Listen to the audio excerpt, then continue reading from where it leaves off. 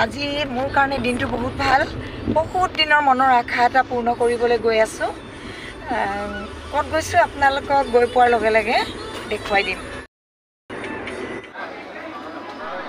এয়া আমি আহি নিৰ্দিষ্ট ঠাই পাই গ'লোহি। আজি সৌভাগ্যক্ৰমে নাজিৰাৰ অগ্নিনাভ মন্দিৰলৈ আহিছোঁ। বহুত দিনৰ পৰাই ভাবি আছিলোঁ যে এদিন নহয় এদিন অগ্নিনাভ মন্দিৰলৈ যামেই।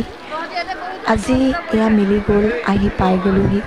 দেখিলোঁ যে ভক্তৰ বিৰাট সমাগম। পদূলি মুখৰ পৰাই শাৰী পাতিছে। প্ৰথম অৱস্থাত একো ৱাদিয়ে পোৱা নাছিলোঁ। পিছত লাহে লাহে ক'ত কেনেকৈ শাৰী পাতিব লাগে, কি কৰিব লাগে বুজি পালোঁ।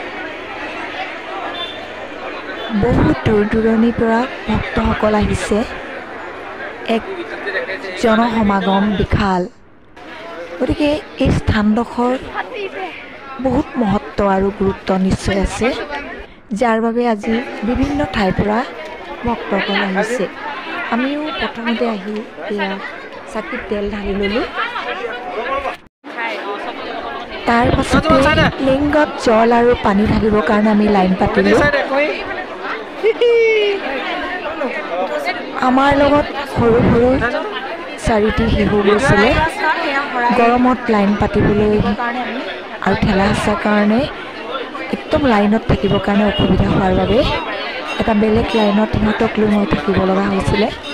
অগ্নিনাভ মন্দিৰত এটা নীতি নিয়ম আছে। গতিকে সেই নীতি নিয়মৰ মাজেৰে ভক্তসকলে নিজৰ নিজৰ যি উদ্দেশ্য লৈ আহিছে সেই উদ্দেশ্যৰে নিজৰ নিজৰ স্থানত সেৱা জনাইছে। আমিও সেইমতে জনাইছোঁ। এগৰাকী নাৰী যাৰ নাম মাননীয়া শিখা মজুমদাৰ। তেখেতৰ কাৰণেই আজি অগ্নিনাভ মন্দিৰ স্থাপন হ'ল, য'ত শিৱৰ বাবা পূজা হৈছে, অৰ্চনা হৈছে। এক পুণ্য তীৰ্থলৈ এই ঠাই ৰূপান্তৰিত হৈছে আৰু ইয়াত বহুত ভক্তৰ মনোকামনা পূৰ্ণ হৈছে। ইয়াত দেখিলোঁ একেজনী মানুহে কেইবাবাৰো লাইন পাতিব লাগে। গতিকে এই লাইন পতা নিয়মটো অলপ সাল সলনি কৰিলে ভক্তসকলৰ কাৰণে সুবিধা হ'ব বুলি ভাবোঁ।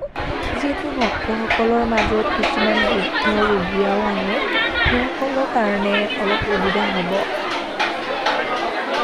একেবাৰতে এজন ভক্তই প্ৰথমতে চাকিত তেল দিব, তাৰপিছতে জল আৰু পানী ঢালিব। তাৰ পাছতে বাবাক দৰ্শন কৰি নিৰ্মালি লৈ শেষত প্ৰসাদ লৈ সেইজন ভক্ত ওলাই আহিব পাৰিলে সমাগমটো অলপ কম হ'ব বুলি মই ভাবোঁ।